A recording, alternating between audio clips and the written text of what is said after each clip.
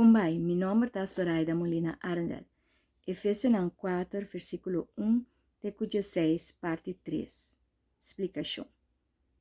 No versículo 8, Pablo tabisa, pese escritura tabisa, ora ela subi vai arriba, ela que é prisioneiro não vai cune.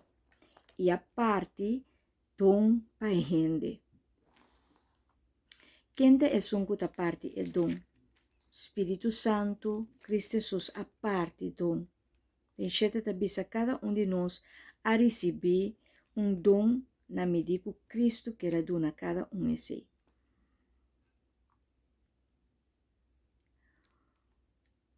Uma mais essa aqui está escrito.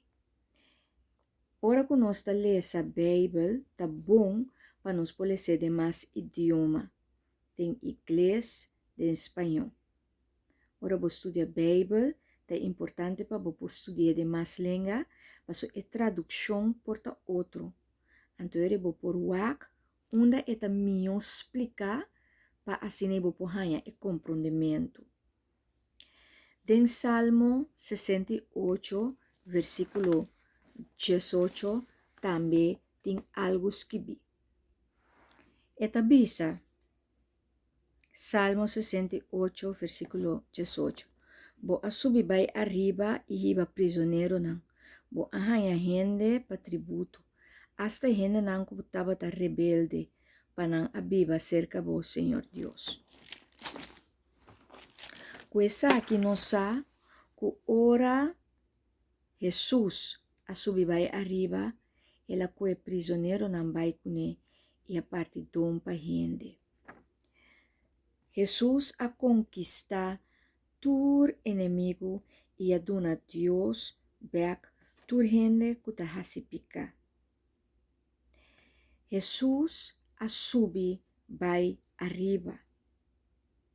Essa aqui a suceder via a ressurreição e a ascensão de Cristo.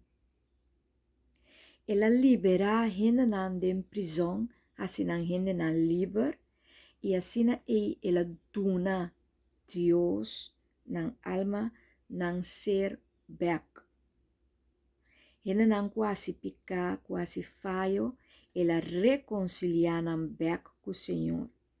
E assim é por a dona Deus, gente não que estava assim malo, ele por a dona Deus na back, transformar. Esta dona gente dom. É prisioneiro de malo, Jesus a liberar e Jesus a vence turcos que tá malo. Tem diferente dom, pero turta dom que o Espírito Santo tá dona.